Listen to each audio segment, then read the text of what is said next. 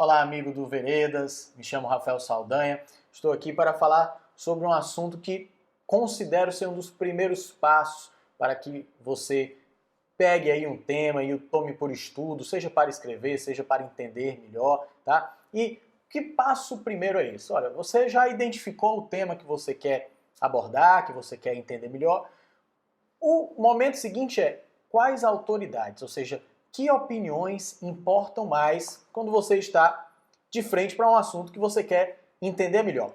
Tá? Então existe um certo costume aqui, nosso, um costume dos tempos modernos, você que está em universidade, você que é acadêmico, ou mesmo um autodidata, há hoje um costume de se avolumar essas autoridades no texto. Ou seja, você vai fazer um texto, você sai citando todo mundo que já falou sobre aquilo, independentemente, muito assim, vamos lá, do quanto aquela ideia, né, foi testada, ou quanto daquela ideia tem repercussão social, quais são as consequências daquela ideia, enfim. Tá?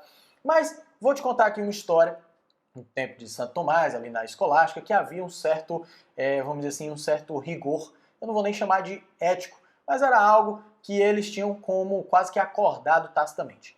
Ninguém citava autores contemporâneos. Veja que coisa. Então, eu encontrava ali um tema que iria falar, ninguém citava os seus contemporâneos de universidade, porque havia dois motivos. O primeiro deles é aquele de evitar a bajulação, né? De, poxa, eu estou citando aqui o sujeito e aí, quem sabe eu não ganho alguma coisa. Então, evitar a bajulação. E a segunda era que as ideias muito novas, aqueles autores muito modernos, e sobretudo com as ideias novas, eram ideias que são ideias que foram um pouco testadas pelo tempo.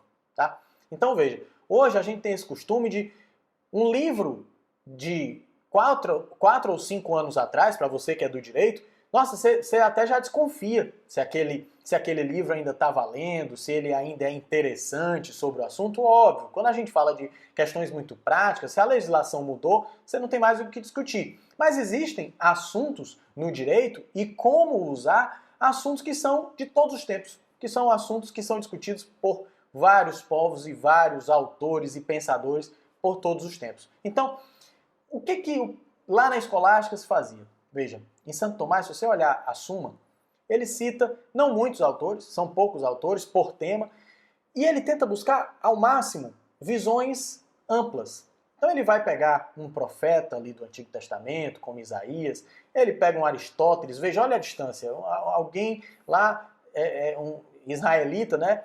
E vai também lá para a Grécia, pega um árabe como Avicena, um Santo Agostinho, que já é de tradição mais romana, um Cícero, um Isidoro. Então ele se ali utiliza de um máximo de amplitude de visão sobre o mesmo tema e que muitas vezes serão contrárias para conseguir chegar a uma certa síntese de verdade. Mas veja, todas opiniões bastante provadas e testadas pelo tempo. Por quê? Porque, ora, escritas há muito tempo e ainda assim sendo utilizadas para discutir determinados assuntos que são como que, vamos dizer assim, universais. Então, nos seus estudos também, isso também vale muito a pena.